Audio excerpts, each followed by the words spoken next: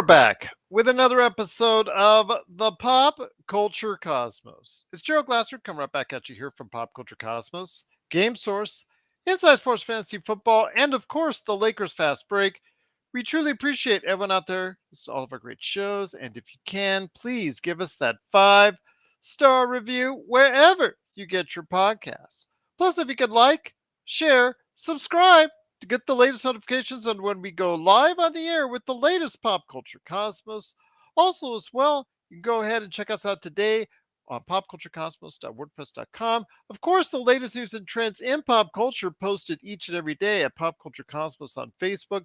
Plus, if you can go ahead and follow us on social media, whether it's Facebook, Twitch, Twitter, Instagram, Threads, wherever you can go ahead and find social media, go ahead and check us out today at the Pop Culture Cosmos, indeed. But it wouldn't be a Pop Culture Cosmos without my good friend. He is absolutely the happiest of all happy hoarders. Good friend indeed. You got to go ahead and check him out today at happyhoardercollectibles.com, where he's got an array or even a myriad of awesome pop culture collectibles you could go ahead and buy right now, because it's not too early to start gift shopping for the ones you love indeed. Go ahead and check it out today at Happy Hoarder Collectibles, or go ahead and seek him out at the Happy Hoarder on social media. It is Josh the Legend, aka Josh Peterson. What's up, man? Hey, what's up? So actually, I read something interesting today. I saw that Vegas is poised to get the next NBA expansion team, That is or correct. it's between Las Vegas and No, Seattle. it So I actually guess would be both of them. It'd be a twofer.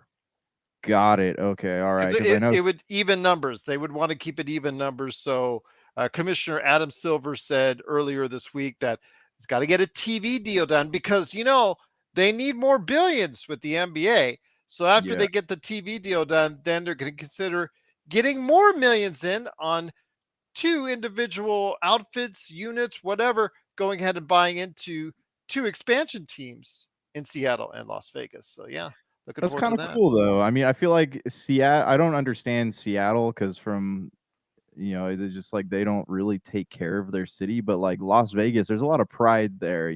So I feel like Vegas is a great place to keep adding sports teams, but the Seattle doesn't really make that much sense to me.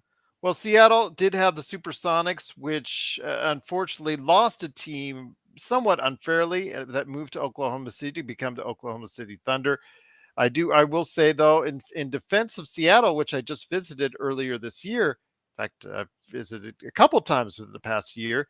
There are certain parts of Seattle that they may not be the best for travelers, but there are certainly some great spots. I've had a great time every time I go to Seattle. There are some great eating places, great visiting places. I love going to Pike's Market, Pike's Place. It's just truly a fantastic time. So yes, like every city, it does not have its, it has its not so high points, Yeah, but it also has, yeah, it has some really truly special places as well. yeah. Don't get me wrong. It's a neat place. It's just like when you go there, it just doesn't seem like a place that screams major sport franchises. But I guess maybe they're trying to change that. That could be. I mean, look at the Kraken. So maybe they're working on it.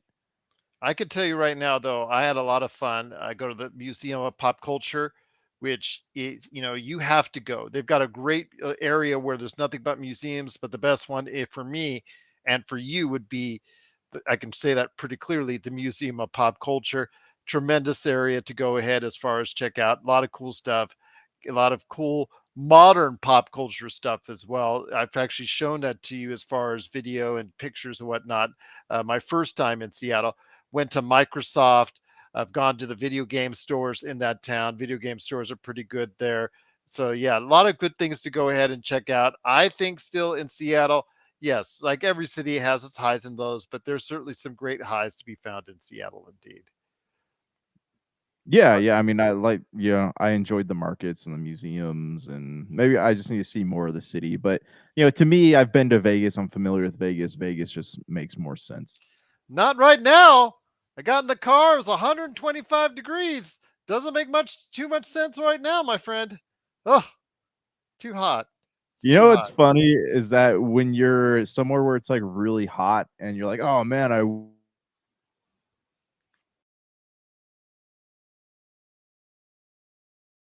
or get something out of the car," and you walk out into the heat from the AC, and it just feels like your eyeballs are melting right out of your skull. That's the way I felt just about half hour ago. Yes, getting in the car and had to drive. So yes, please stay out of the heat. I know much of the U.S. is in a heat blanket right now, so go ahead and stay out if you can. Keep hydrated and keep safe. And check us out right here. Relax, cool off, and check us out right here at the Pop Culture Cosmos. But we've got a great show lined up for everyone today. We're Rated R talking. P2M.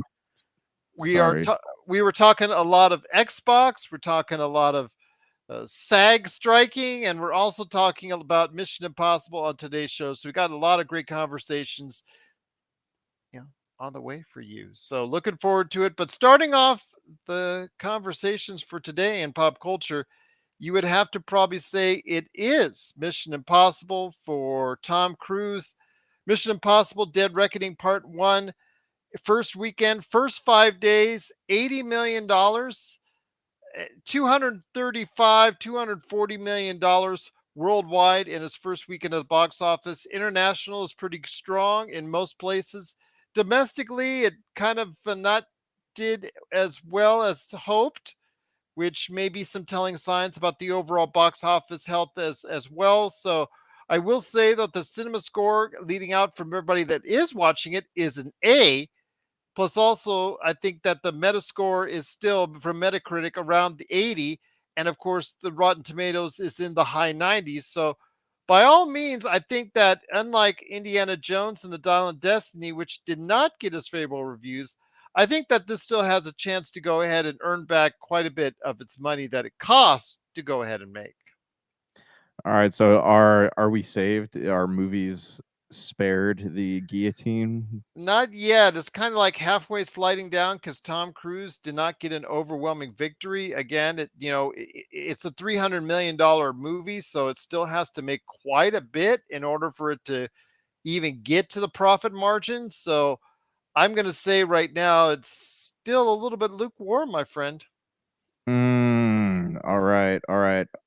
Um, okay. Do you feel like it's gonna be that it's gonna be good though?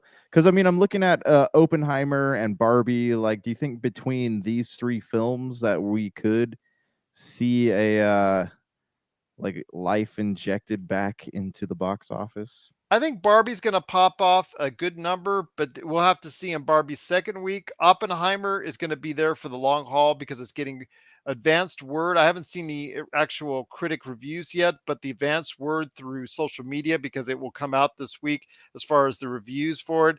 I think the advanced word has come out very strong for Oppenheimer. I think that I still can't find the logic in why they would go ahead and debut it on the same week as Barbie. They had plenty of other weeks this summer to go ahead and put it out, or maybe push it back to the fall.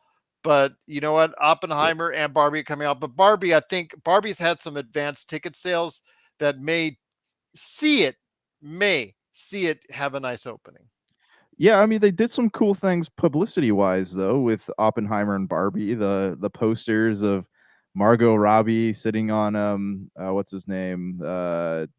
Shoot, what's the Oppenheimer guy's name? Oh, Cillian Murphy. Cillian Murphy. Yeah, he's like carrying her on his shoulders, or they're just like hanging out together. Like there've been some pretty great memes and joke posters made. I think they've done a good job of like Cross giving those promoting each two other's film stuff. cross promoting. Yeah, exactly, Tom exactly. So Cruise was the one that started that because he bought tickets for those two plus Indiana Jones. He's trying to drive home the fact that everybody should go check out everybody else's work right now. yeah, yeah, exactly. And I know I was reading an article earlier where Tom Holland was saying that he's not happy about everyone giving Tom Cruise credit for saving movies. He goes like there's a lot of good actors that have put time and effort into a lot of these films coming out that aren't Tom Cruise. What about them? Absolutely. Well, he should know because he starred in a movie that actually did a little bit better than, of course, said Top Gun Maverick last year. So that's come out, recently in Spider-Man No Way Home. Obviously, that garnered close to $2 billion, just like Top Gun Maverick, and of course Avatar as well. Which again, I don't know. For all the people that say they didn't go see it, a lot of people must have seen it many times for it to earn over $2 billion at the box office. So it seems like it's very still constricted on the number of movies that people are going to. Smaller films like Insidious, Red Door, Sound of Freedom, and some others have flourished as far as having a good audience. Asteroid City for a few weeks as well. That garnered quite a bit of enthusiasm. So the smaller movies have seemed to do okay, or sometimes really good. It's the larger box office draws, supposedly, that are underwhelming for the most part this summer. Yeah, I know. I'm looking at it. Guardians of the Galaxy still not quite hitting the mark there. Yeah, Fast X, it didn't get a Spider-Man. billion, which is a big point for the first Marvel movie in May. Yeah, well, Marvel's got some pretty bad publicity going on right now too with the CEO of Disney, some of the comments that he's been saying. And tell me about it. Yeah, just I'm very unfortunate that he chose those words because Bob Iger, it's dealing with the SAG strike, and then talked about less producing of Marvel television shows and movies, and also as well Star Wars, same thing. So He's not I obviously, mean, to those points, so he's not like 100% wrong no, I on that. wouldn't say he So, like was, yeah. because you even said it yourself. Because when he said those comments, I'll have you know, I was thinking about you and stuff that you've said on this show before. Right, That it's right. with the life that you have to live, it's very hard for you to keep up with what's going on. So you have to pick Mhm. and choose which Star Wars and Marvel you're going to have in your diet. And for me, who does keep up with it all, to me, it just, as you saw by my reviews on this show over the course of several months, some of these series are just like, okay, a draining experience where it was just bland. It's just not really fun to watch. I got through it, but it just, in some of these cases, for every Hawkeye, for me, there was a Moon Knight or Miss Marvel that I really just didn't just give me that kind of Yeah. interesting thing to see. Or Obi-Wan was okay. The Book of Slobo Fett, aka the Book of Boba Fett, that speaks for itself. So again, it depended Yeah. on which. Yeah, it just. I agree with Bob in saying, you know what, they needed to slow down a little bit on what's going on with the content, but the problem is they don't have anything else they can throw at you on Disney Plus. Yeah, so, I mean, okay, well, why I've said they this need for years. right, right. They need to go like they're putting so much focus into these franchises. They have their Star Wars and Marvel and whatnot. They like there's so many other great like IPs that Disney has the rights to. Like I was just reading that they're going to do a show of John Carter. I'm like, oh, that's a great idea because that could be good. You know, that could be something that draws people in. And they are, well, they were until the SAG strike, working and hiring actors for a Tron movie, or Right, Tron, right, something down the road with exactly. Tron. Exactly. I mean, yeah, keep putting content out for Star Wars and Marvel, but like don't give us 30 shows in the span of 6 months, you know? It's just not no one's got time to sit there and watch all that. And I'm hoping I'm wrong on Haunted House, which is based off the thrill ride at the local Disneyland or Disney World, wherever you're at. Oh, is it Haunted Mansion or Haunted Haunted House? Mansion, you're a Haunted Mansion. Oh You're right. god, Yeah, Haunted okay, all right. Mansion. So, yeah, that's, I don't know. The trailers make it seem very lightweight, very, I guess, formulaic. But if people are liking it, people are digging it. Prove me wrong. I want to be proven wrong right now because the box office needs anything it can get. Yeah, yeah, exactly. Okay, so the Haunted Mansion, they're actually doing a great job of like merchandising that movie because my wife was at Hot Topic today and she was looking at they have these exclusive like Funko Pops. Like, oh, I like that. See, people like to Did she collect. go to the clearance section where it's buy one get one at $1 like I do?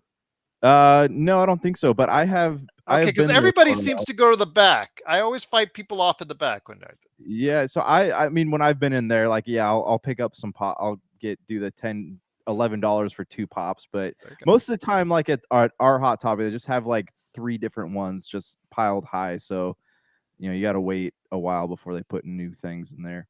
Okay, fair enough. But I guess it's so funny because my kids and I, we all make a beeline once we're in the Hmm. store all the way to the back to make, because they're always running that deal where you get buy one, get one at $1. So it's like, is there anything there that I can see that I can like? Do they have anything in my size for Marvel? So Well, I do that at Target. Like before I go look at anything, I'll go to the clearance sections and see like if there's any action figures or collectibles in there. But back to Haunted Mansion, they're doing a great job of merchandising. There's all these like Funko Pops, there's T-shirts, there's action figures, all this stuff coming out for the movie. So even if you didn't know that there's a movie coming out, like you're like, oh, why is there so many Haunted Mansion things out? And you're gonna go looking, at the reasoning for it. another thing I want to defend Seattle on in the suburb Everett. Not only you're talking about some great things I saw again, like as far as in the suburbs of Seattle, you saw you have Microsoft, but you also had the Funko Pop Museum.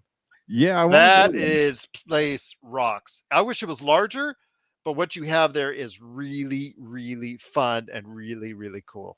Yeah. Yep, my My wife made Seattle. a custom pop of herself in it. So That's so cool. And I also know that Seattle has the biggest Boeing facility in the United States, and that my okay.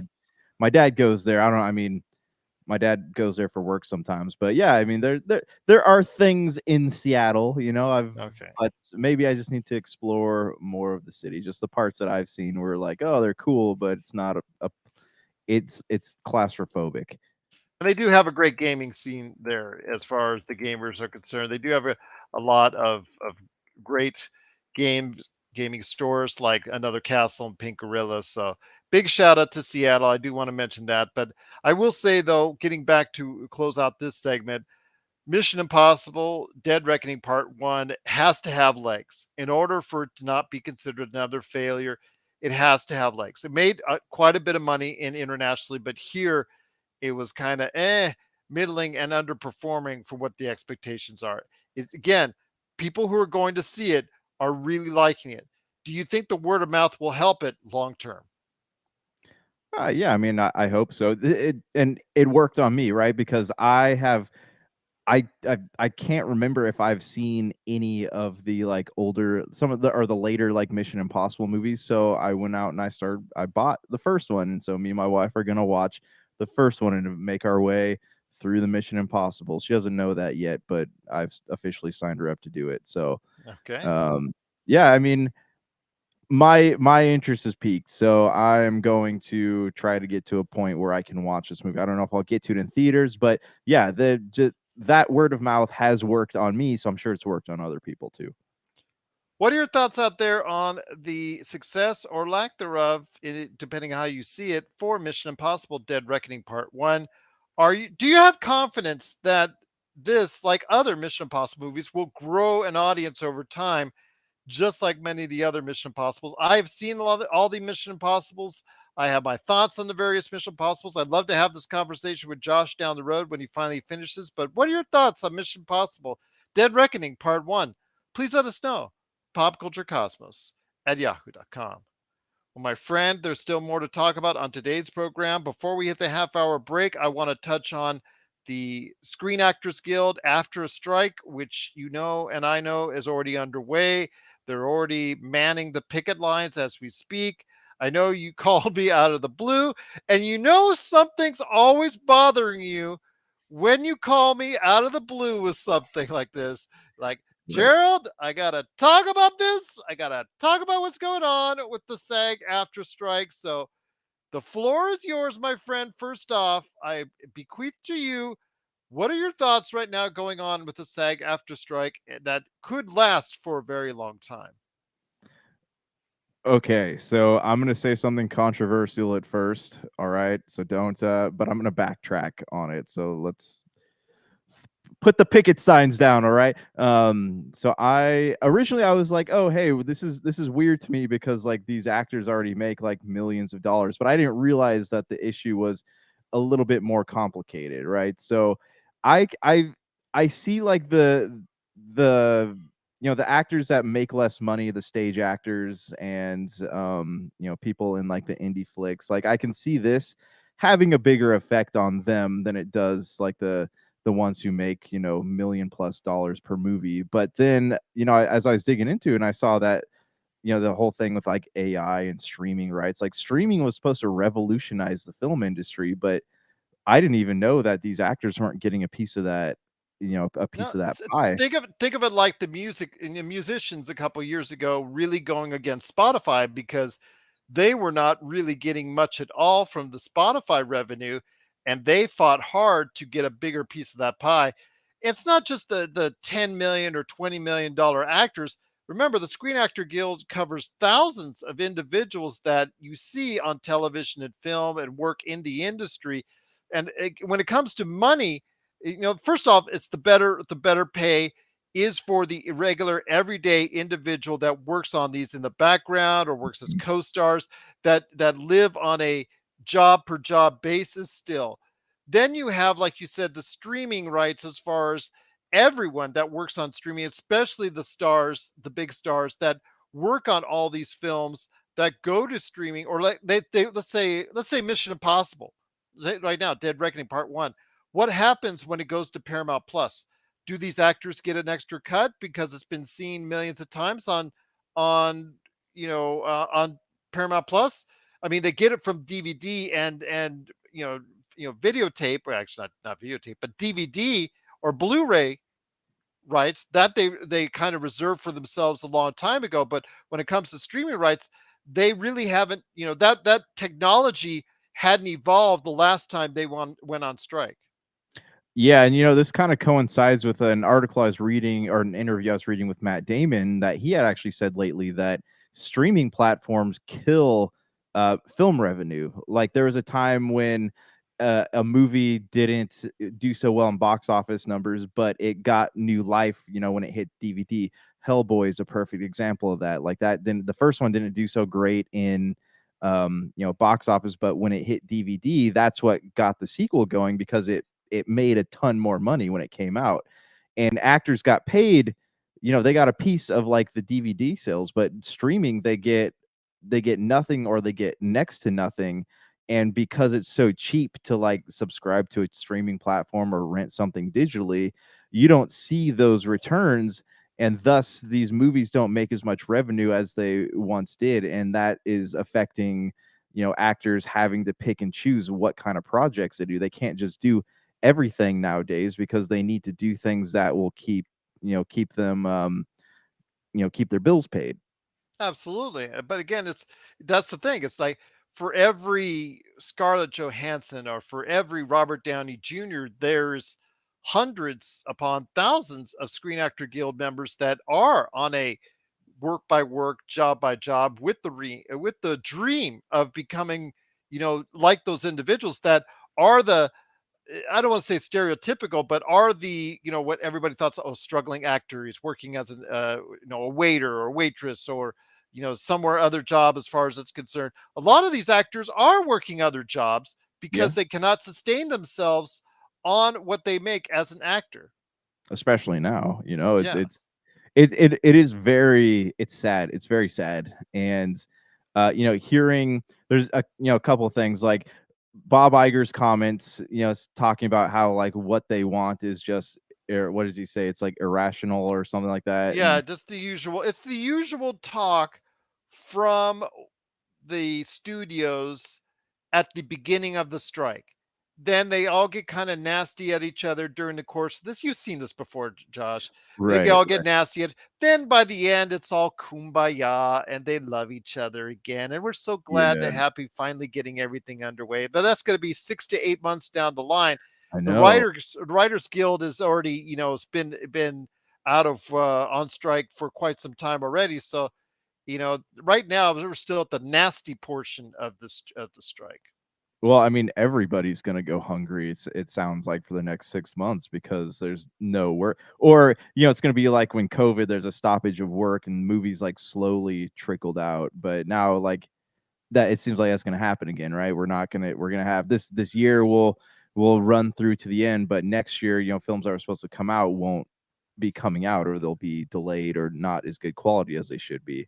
And that's what will do it, my friend, because in this age of social media, it's going to take you and me and everybody out there that starts to get really mad when all their TV shows are delayed, when all their movies start getting delayed, when everything starts getting pushed back and all you're seeing is reality television and sports on your screen. For those, not everybody likes sports. I host a basketball show. I don't mind.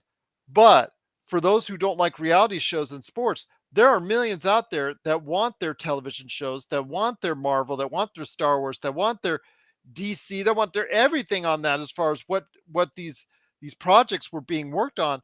And I tell you, Josh, when they start not getting them and they start getting delayed even more in some cases, because some of these projects have already been delayed even before the strike, they're going to be mad. And finally, that will probably tip over the scales for me, in my opinion, on what will happen, and finally force these two sides to come together. Otherwise, you're going to see probably a elongated form of chicken or game of chicken played Yeah. against each other until then. Hey, I have a question from our one of our fans. Mhm. How does how does the strike work with like Netflix exclusives or things like Hallmark, which are exclusively streamed? Basically, like I said, it's just right now with most of these actors, they're just getting a flat fee for Hmm. what's being done. And we'll go and touch on AI before the break as well, because that's probably one of the bigger components as well to this. But they just get a flat fee. If it becomes a big hit like on Hallmark or Netflix, which is the biggest of all the streaming entities, outside of maybe a few individuals, like let's say Chris Hemsworth for Extraction 2, you don't think he's got a probably management that's smart enough to say, you know what, if it does this, he gets this. If he does this, he gets that. For most of the other actors there, or with anybody relating that has their movie or projects put on streaming, they don't have that luxury. They sign a fixed contract for a fixed rate, and that's it. And that means they're out of luck when millions of people watch it on Netflix. Isn't that sad though? I mean, you do something on a streaming platform and you have something like this happen, and the odds are high that by the time it's done, you're just going to fade into obscurity because Mhm. you were hot for a minute, and then now the whole what do you call it? Like the whole industry could change by the time you're done, and like, oh hey, you're too old to play this part now, or something dumb like that. Like this is it's really unfortunate for people who aren't, Tom Cruise or Matt Damon or, Scarlett Johansson, whatever. If you're not a big name actor, like this could be a career ender for you, depending on how Absolutely. long it lasts. Absolutely. And that's one of the issues that they have. The other main issue, and that's I didn't want to, say I'm glad I got you turned around a little bit more to why that they're doing this, but also the issue of artificial intelligence, which is the hot button thing in 2023 to talk about. With artificial intelligence, there's been reports that these studios wanted to go ahead and let's say you and I were background actors. They would scan us in, pay us a flat fee, 100, $200 or whatever, whatever amount they decide on. And then that's it. They get to use our likenesses in perpetuity. That's something that they also want to go ahead and fight for as well, because how fair is that if you and I are being used as background actors in movies for hundreds of years to come? Talking about this is just making me like think about going into like on your first day of work, and you got to lay like on a scanner, and there's all these like phones going off in the background and they're trying to scan you into their system. It's yeah. Absolutely. Although, that would actually be, don't tell the SAG people this, but it'd be actually kind of cool if they, there's a picture of us, you know, as actors, in a movie like 150 years down the line. Right, right, and Our that could be ancestors could say, cool. hey, that's my great, great, great, great, great granddad right there. Yeah, yeah, okay, and pardon the nasty word for a second, but isn't that kind of like, I don't know, like identity theft It is a little identity bit? theft. It is unfair, and I'm going to say it is unfair. As much as I joke about what I was just saying, I No, still I think know. it is unfair that people will scan your likenesses, and now these studios have it in perpetuity forever, and that's obviously a big issue that they want to cover and fighting for in the strike. And when the studios offered that deal to the SAG and after strikers, of course they're going to go ahead and say no. Yeah, I mean, I don't know who looked at something like that and be like, "Oh, this is okay," like, ethically, and morally, this is fine. This Yeah. is great. No, don't worry about that that gray chasm that could on the other side of this decision. This is fine. We're fine. This is good. Absolutely. I mean, to be reused and reused and reused and reused again considerably and continuously down the road for movies and not get a penny for it would be very unjust indeed. So But there are, go ahead. oh, sorry, you still have to, like, if you're filming something like guerrilla style, right? Like a reality TV show or whatever it is, you still have to get consent for people on camera or else you have to blur out their faces. So I don't know, it just if you still have for something like that, like it just and then you're talking about just stealing people's likeness. Like what if people didn't even know that they were scanned into this system? Yeah, absolutely. And even if you do give your permission to have your work, have yourself be shown in several movies and projects for the next 100 years and you not earn a dime from it is really disappointing. That, and I can understand totally about that end of it as well for the SAG strikers. Right, right. I don't know. This whole situation's unfortunate. Like, definitely, if you're one of those people who originally had the thought that I had, look more into it because it's infinitely more complicated than it was last time. So, what are your thoughts on the SAG after strike as the actors and writers are now both on strike, shutting down Hollywood as far as entertainment is concerned for much of what we want to see and view over the next few months and possibly year or more? Will all get delayed by what's going on unless the studios or and studios and the actors themselves and writers come to an agreement sometime soon. What are your thoughts on the SAG after strike? Please let us know your thoughts. Popculturecosmos at yahoo.com. Well, my friend, 1.5 hour down, 1.5 hour to go. As Josh the Legend right now is on his phone making deals. I'm sure he just took in an order for more Pokemon, I'm assuming, or maybe some other video games or some type of collectibles that he's selling off at the Happy Hoarder Collectibles right there Hey, for you.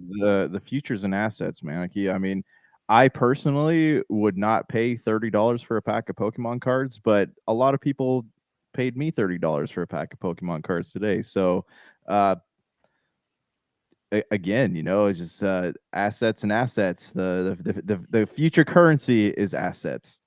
Once again, go ahead and check out happyhoardercollectibles.com where you can see that Pokemon that you can go ahead and order, Pops. You can go ahead and see Mighty Morphin Power Rangers, Ninja Turtles, and so much more. Check it out today at happyhoardercollectibles.com. I also want to give again a big thank you to the over 122,000 people who have viewed the video I put up on the Pop Culture Cosmos YouTube channel with the Sphere, the opening minutes of the Sphere. If you want to take a look at it, it is here in Las Vegas, some great displays. But if you want to see what it looked like when it first, the light display outside, to clarify, it is the light display outside. It is still not yet open on the inside as far as venue. That's waiting for U2 in September. Plus, they're also going to run some separate shows there with a movie, Tool. I believe.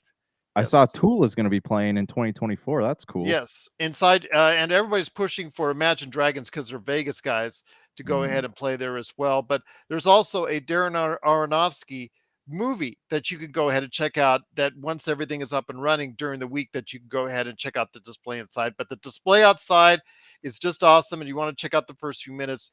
Truly appreciate it. It's right there at the YouTube channel for us here at the Pop Culture Cosmos, and I cannot thank you enough for checking out. Plus, also the over 250 new subscribers we've gotten in the last week. It is just so amazing, and I'm so humbled by your response and truly appreciate what you're doing for us here at the Pop Culture Cosmos. But my friend, this is now the more enjoyable part of the conversation we're having this hour because as a fellow Xbox fan, I try to be somewhat neutral, but my in recent years I've kind of leaned a little bit more to Xbox. I will admit that publicly if you've not felt that already as far as my dialect on Xbox and the fact that it provides a better value the last generation and now this one still for consumers out there, which is the main reason why I supported a little bit more than PlayStation or Nintendo. It is a good time now to be an Xbox fan, my friend. We were kind of worried at what's going on with the Xbox acquisition of course, Activision Blizzard. And this past week saw a victory in the battle between the FTC and also as well Xbox for the rights to go ahead and be able to continue that purchase. And it looks like outside of some things they still have to deal with in Europe, in the UK, that it most likely will go through at this point. They've actually should be starting to close that up a little, at least get to a step further on that this week. The appeal for by the FTC was denied because the logic involved. Xbox has gone out of its way to make Call of Duty, which was the central focus of this, my friend, the central focus of this Call of Duty. They went out of the way to make it more accessible. And this past weekend, Phil Spencer, the head of Xbox, just announced the long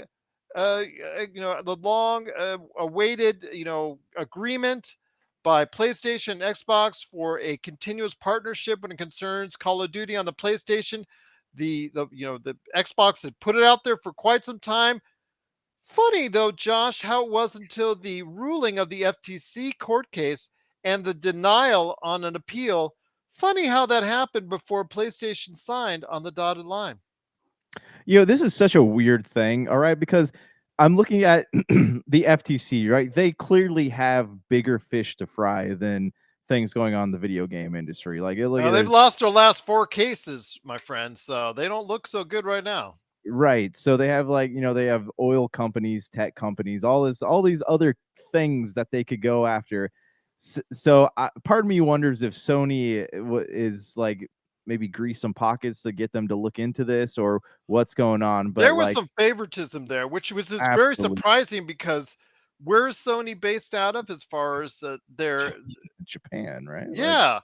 And then, yeah, and the Xbox, Microsoft is an American corporation, and I don't want to go too xenophobic or anything like that, and it's not meant to be that way. But when you look at it logically, you say, why is the FTC battling so hard against exactly. an American company when And it why looks appeal? like and it doesn't look like there would be a monopoly created if you knew the video game industry, you would have realized in 10 seconds that there's no way once Xbox says it's not going to take Call of Duty off of PlayStation, that there's no chance of a monopoly happening. All it is just creating a little bit more even feel and even competition between the top three console makers because Xbox, if they put every Call of Duty on Games Pass, makes it a better value and evens the playing field even more.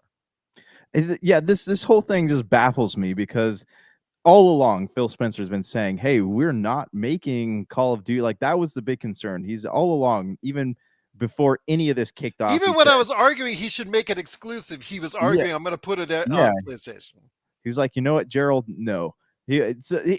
All along he was like, "We're not making Call of Duty exclusive. We're not. I'm not saying we're making the future Elder Scrolls games exclusive. We're not trying to take like it doesn't make Well, sense Elder for us to Scrolls take." 6 probably will be an exclusive. Right, but he's saying it doesn't make sense for us to take successful franchises that make money on other consoles and not put them on other consoles. But he did, one of the emails that was brought up in the court case was that the Bethesda games are going to go, and that would exclusive. The thing was, he had to buy Bethesda because what's coming out in Starfield at one time was going to be an exclusive for PlayStation. Because all their RPGs, like all of their negotiations with Square ended in things going exclusive to PlayStation. So, they get leftover scraps basically when it comes to RPGs. So I think that that's kind of where their mind was heading. But now it's funny though, as like all of Microsoft's like ideas and secrets got laid out on the table, you can kind of see like where they're going to try to go next. So it'll be interesting to see if Sony, like Microsoft's like, hey, we tried to buy Sega and we're pursuing a relationship with them. That's going to be interesting to see if that's who Sony goes after next. The Elder Scrolls 6, let me just say this. I have to see it to believe it. I understand the email that says that Bethesda games are going to all be exclusive going forward. I have to see it to believe it that Elder Scrolls 6 will be just an Xbox exclusive. If it does, I think it evens the playing field even more. And Right. Xbox's time as number three will at least have a chance to go ahead and go up as far as the console wars are concerned. which Yeah. again, Xbox fans have been waiting for a long time at this point in time, and good for them. But I personally would make the sacrifice and make Elder Scrolls 6 a Xbox exclusive game. I'm right about now leveling the playing field, because if the Yeah. playing field is not leveled, why is Xbox continuing to throw money, millions upon millions upon billions at this, if they cannot even get close to what Nintendo and Sony are doing? Right, and it's funny too because Sony is like they have great games. Like they're clearly more successful, in that area than Xbox is. So I don't understand why they perceive Microsoft to be such a big threat for them at this point. It doesn't make sense to me. None of this stuff makes any sense to me. Again, there's still a court case that they still have to get something that was ruled against them in Europe, as far as cloud gaming was more of the issue, and Call of Duty, of course. That they'll hopefully go ahead and get that reversed, because they're now back to the table as far as negotiating with the European Union on that, as far as the future for there. So if they get that cleared, it should be free sailing for Xbox to go ahead and finalize the purchase of Activision Blizzard, is what I'm looking for. I know you're looking forward to it as well. Again, I would make as much exclusive as I could, be simply because the fact is you have to try to go ahead and make it worth people's while to go ahead and understand that Xbox, which has long been behind the eight ball since they started, there was a brief bit of time in the Xbox 360 stage where America, they were challenging and at sometimes leading the Xbox sales here in the States, but worldwide, they have to go ahead and do more to go ahead and put themselves on an even floor with Sony and Nintendo. Right, right. And I'm gonna say something controversial as Really? always. That's the But second time or today? Wow. right, right. But I don't think that like yes, games like consoles should have things that are exclusive to them from their own first party studios. But other than that, like I don't see the point in going to someone and trying to make something exclusive because these developers are actually losing money not putting something out on as many platforms as they can. Oh, I agree with you. I mean, and it doesn't make financial sense if Elder Scrolls Not 6 not a lick. Yeah. or Starfield stays on just Xbox and PC. Yeah, right. But but if you're trying to go ahead and say I'm only selling so many millions of Xbox units compared to PlayStation, Nintendo, I have to do something to go ahead and close that gap. You have to go ahead and start putting some big names as far as a short-term loss, meaning a long-term gain. Right, and I know I've dwell on Square a lot because 'cause I'm a big fan of their, a lot of their games, but, like, Yes, you look at are. how does it make sense, though, to have something like there are obviously players who wanna play these Final Fantasy games that are exclusive to Sony. How does it make sense to make it not put some of these games on the Xbox console, especially hearing about Square, have having had money problems over the past few years? Like, how does it make sense to not put it on other platforms where you could make money? I don't know, this whole exclusivity thing, like, it all seems kind of petty to me. It does, but you and I have been dealing with this for a long time, my friend. Right, A right, and long time. yes, and I do get excited when I hear like, "Oh, cool, Xbox bought Bethesda." I was stoked. Yeah, yeah, but, like, just financially, though, whether I'm excited or not, it doesn't make sense And the to thing is also make that, games. well, Nintendo, Sony, even Bobby Kotick, the head of Activision, for now, Yeah. all can't stand Games Pass. But you know what? I have said it before and I'll say it again. Games Pass represents right now the best value in gaming. And when we're all kind of short on the dollar than what we used to have, Mhm. again, because the way the world is, inflation, whatever you want to say, more cost, everything costs more, all that stuff. It's nice to have something that provides and represents itself as a value. Now, Microsoft and Xbox have not done the greatest job promoting it, which is part of the reason why Xbox is still behind the eight ball in sales, but it is comparatively better than what Nintendo or Sony have. And I think if they go ahead and now that they have the Activision Blizzard, hopefully, well, if everything goes through, which it looks like it's going to go through, everything under that umbrella, My gosh, man, just slap all the Call of Duty games you can in Games Pass and see what happens from there. Yeah, you know what I love about Games Pass too is it has made gaming accessible. You know, you have these things where before you, whether or not like you knew you wanted to play it, you probably didn't play it. Like you walk into a store, like, oh, Mass Effect, I don't know anything about this, so I'm probably not going to play it. But now you can go onto Games Pass through like EA Play and all that, and you have access to all these games. And Sony doesn't even Sony doesn't even do that with their own fan base. You know, they don't even like they gatekeep games to people who have PlayStations, where Microsoft doesn't do things like that. So that's where I think Games Pass will ultimately succeed in the end, because that's going to be something where like Netflix, right? Like, oh, I don't, you know, I want to watch Stranger Things. So As it migrates to more smart TVs, as it migrates to our mhm, phones, as it migrates to hopefully the Steam Deck and other avenues, Games Pass, eventually it's going to get the word out that it's going to be right. something that's really a great value for consumers. Exactly. Yeah. So I like Games Pass, but again, like I'm all for anything that makes gaming accessible. So that's why I like the you know, the exclusivity is not, I'm not a huge fan of all that, but you know, I do like Games Pass. So I understand it and I see why. So thought Condor had asked thoughts on Apple Arcade. And Uh, Lifter, we'll get to you in a second too. You made a, actually excellent point too. Go ahead. yes, yes. I like Apple Arcade. Like I subscribed to it. I had a like a free trial of it, and then I just I for some reason kept paying for it. Didn't ask me if I wanted to or not. But Apple Arcade does have a lot of really cool stuff on there. So like I will play, but I play more on like consoles. Like the mobile games are harder for me to stay in tuned with. But yeah, I mean, I think Apple Arcade is a great deal. Like they have a lot, and I'm sure their catalog will grow exponentially over the next few years.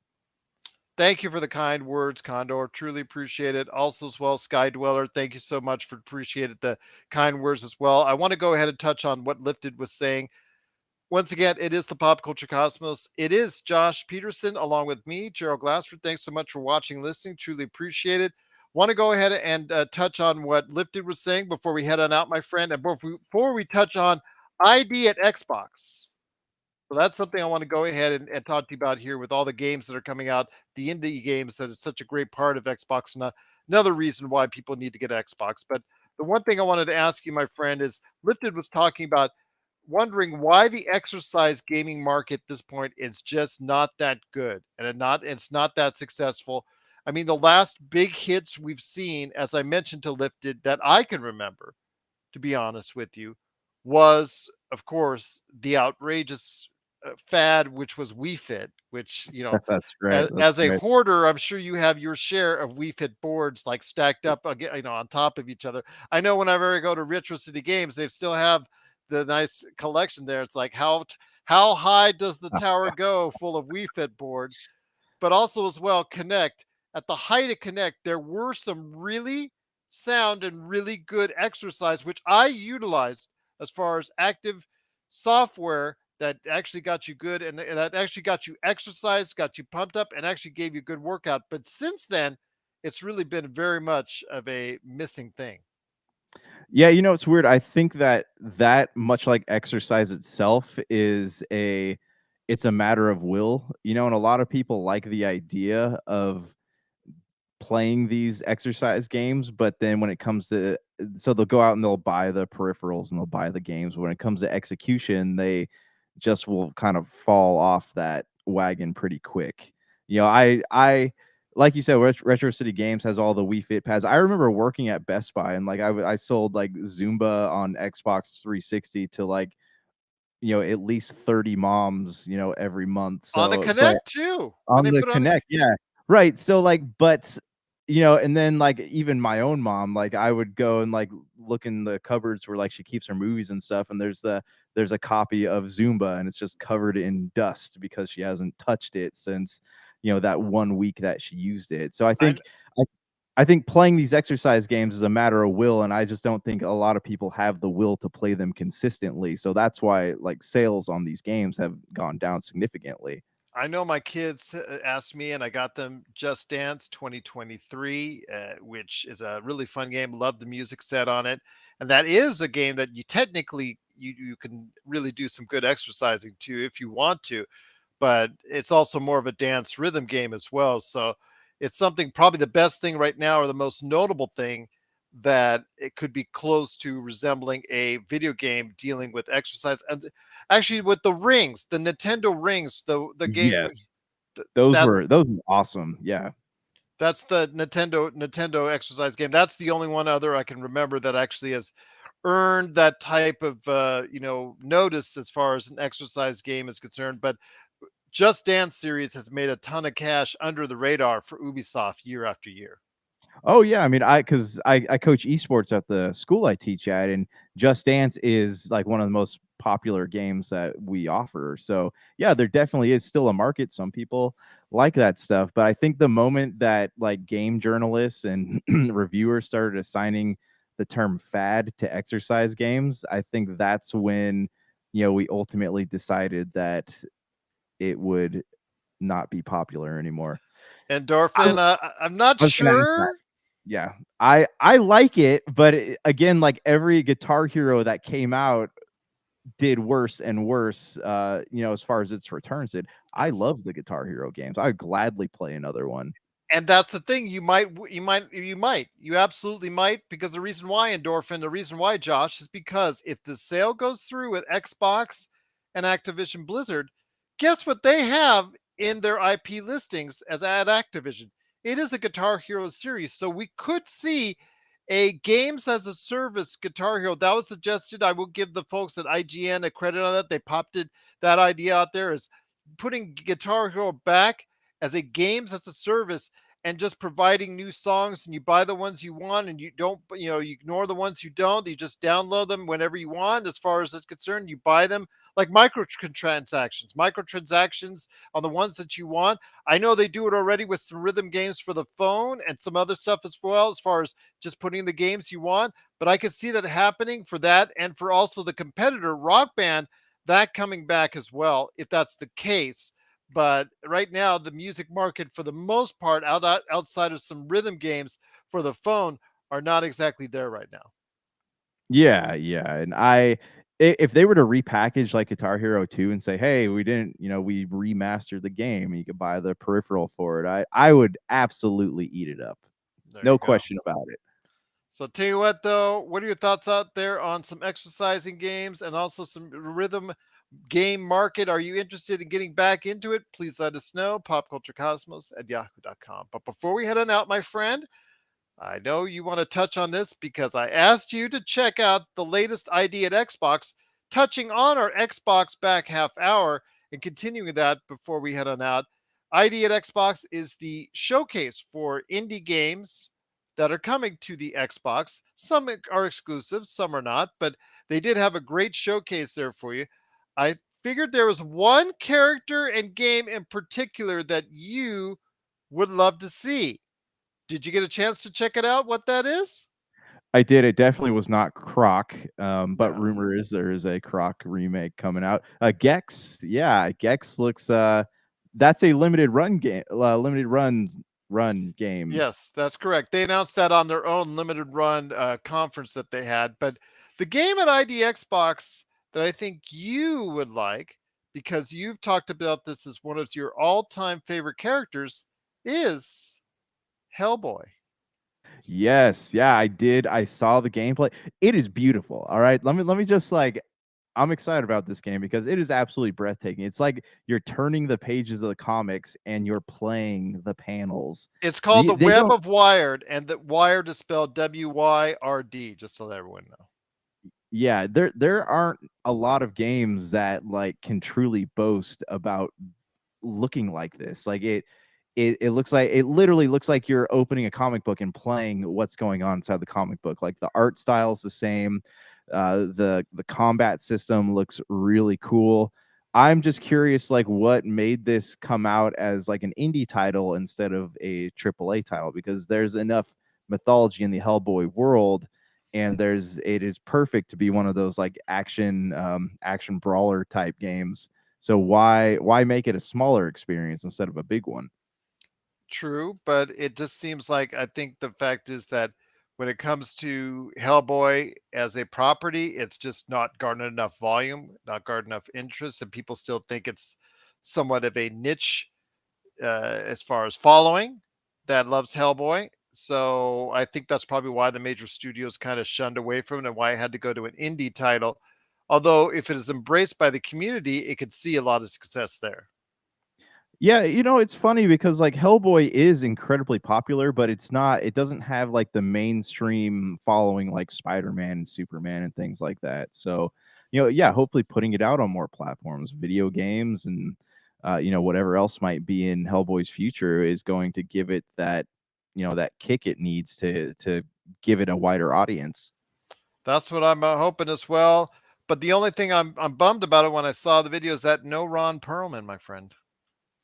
No, and I think that Ron Perlman is done with the character of Hellboy. But what I really like about this is that the game is actually written by Mike Mignola. So you can't go wrong by having the person who wrote the character, write the story for the game. And the same thing can be said about the new Hellboy movie that's coming out is written by Mike Mignola as well. So, you know, Ron Perlman or not, like I think having someone who cares this much about the character in charge of the character is a recipe for success. There was some other great titles there as well that are on the way. I know that we saw Sea of Stars, very promising. Everspace 2, people have played the first one, is going to get excited about the sequel there. Monolith, Requiem of the Ancients was also very promising. But the one that really intrigued me most, even more than Hellboy, was Myth Force. Myth Force is a first person melee roguelike game that you go down as far as playing like I guess similar to what you would see in a as far as a like a I don't know, just like a fantasy type format. But the thing, the reason why I like it so much is that the way it's stylized like a Saturday morning 1980s cartoon, similar to what you saw with a lot of impressions from the Ninja Turtles and He-Man as far as that type of universe. But the way it was patterned, the way it's structured, the way it's colored, the way it's stylized is from that. You can play up to 4 people, and the way it's first person looks really good, looks really something that uses a lot of techniques that you've seen in Skyrim and other games of that ilk. I I really was like that getting one. I was getting slight Golden Axe vibes from watching that trailer too. It really looked cool. I saw an actual 15-minute playthrough as far as that on IGN, and I will give them credit for getting a sneak peek at that extended. I really liked what I saw there, so I'm down. I'm really looking forward to that one. That one's coming out in September, mid-September. Right now, I never want to say for sure because video game releases, but I will say I'm looking forward to that one. I really think that one is going to be a hit with audiences. Yeah, I'm actually like that game Dreamers looks pretty cool too. Like I always like those little mini like narrative experiences because they have an emotional aspect to them, but the soundtracks are always like amazing in those games. And it's like I said, not all of these games are going to be exclusives. Like for instance, Myth Force is going to be on all the platforms. I'm waiting to go ahead and see what as far as that game, how it will develop and how it will eke itself out. But also as well, there are other great games on the way as well. Hellboy to be on every platform as well. There's no date set for Hellboy, but I'm looking forward to that. But if you have Yeah. thoughts out there on ID at Xbox, please let us know. But also, as well, the victory for Xbox against the FTC and the future of Xbox and Activision Gaming, Activision Blizzard, the acquisition, if it goes through, which it looks more and more like it will. What are your thoughts on what this will do for gaming? Let us know. Pop Culture Cosmos at Yahoo. Yeah, at yahoo.com. Well, my friend, it's been a great time talking to you today. Always been good to hear what you have to say. Give us an update of what's going on at the Happy Hoarder Collectibles.com. You can check out our website at happyhoardercollectibles.com. We got a bunch of things new in stock all the time. I'm working on putting up a pre-order section, but that always comes with its fair share of red tape, depending on whether or not the distributor wants you to have pre-orders up for stuff from their websites. Other than that, we are going to be at the Bell County Comic Con. I know I posted that we weren't, but we will be there. That's one of the biggest cons in Central Texas. And then a couple weeks later, we'll be at the Colossal Con out in Round Rock if you're in Texas. So come by, check us out. But I'm going to start posting some videos of, product unboxing and things like that. So, once we get that YouTube channel up and running, be sure to subscribe. What's the biggest one, the biggest con in Texas? Is it Retropalooza or Classic Game Fest is pretty big. Classic But Game Fest? I think I was right. yeah, Bell County is definitely in like the top 5. I'm trying to think. There's Galaxy Con has like a ton of people showing up to it.